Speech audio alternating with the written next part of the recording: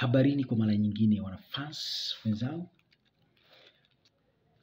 ma content creator wenzangu au watazamaji wa hii videos kucha huko Facebook, YouTube. Kwa YouTube tuna channel yetu Sali Ziggy TV channel, tukafika kule ukasubscribe ukaona vitu vingi zaidi. So close kuelezea vitu vingi sana. Kwa nataka kugusia ubongo.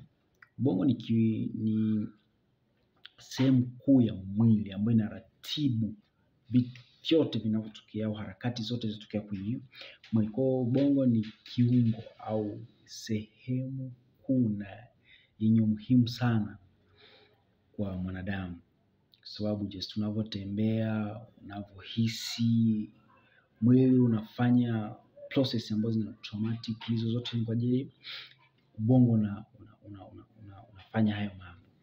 Lakini pia kuna kitu ambacho watu hawakijui, kinaitwa brain blood barrier kwa majina sana ya kitaalamu.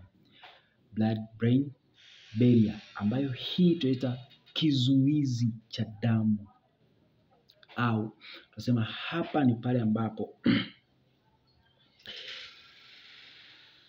ukuta unazuia vitu kuingia kwenye kwa unachuja vitu vinavyoenda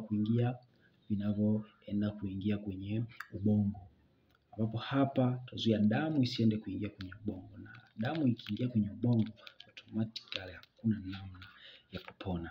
Okay.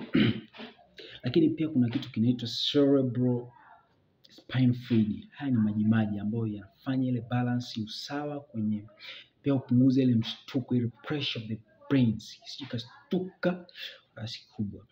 Lakini pia ubongo umegawanyika kwenye sehemu kuu tatu.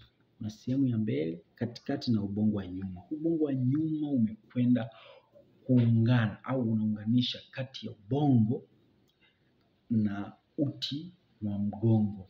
Na hapa mara nyingi sana huratibu yale matendo ambayo yasiyo ya hiari, yaani ni lazima yatokee. Kwa mfano kupumua, mapigo ya moyo, pia masuala ya mmeng'enyo wa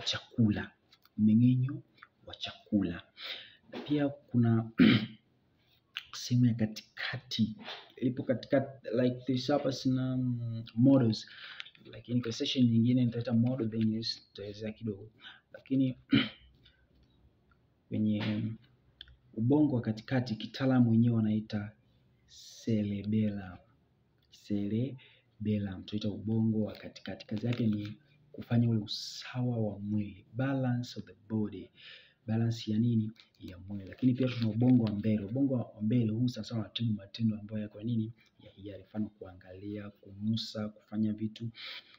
Lakini tukiacha hapo tuje tuone kazi za ubongo. Ubongo na kazi nyingi.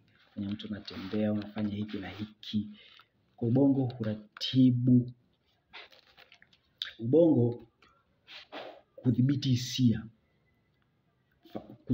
mfano vile kuangalia, nusa, sometimes hivyo. Na pia kudhibiti hisia na tabia. Hapa tuzungumzia masuala ya hasira, furaha, ubongo unatoa kuregulate hayo mambo. Pia kuratibu lugha na mawasiliano. Ukiona sasa ni ubongo wa mbele ndio na mambo haya, kwamba lugha fulani unaielewa, unaijua, like hivyo. Lazima kuna vitu ubongo wa mbele umeshaviregulate automatically. Kwa kazi ya ubongo ziko nyingi jamani, lakini hizo ni chache. Lakini kuna siku nitakuja kuelezea kabisa kwamba kazi za ubongo na kila moja na kazi, yaani nitaelezea zile kazi vizuri sana. Lakini session nyingine tukutana nitaelezea kipengele kingine tafsiri kabisa, nitaelezea hizi kazi za ubongo. Session nyingine tutakuja kuelezea masuala ya mmeng'enyo wa chakula.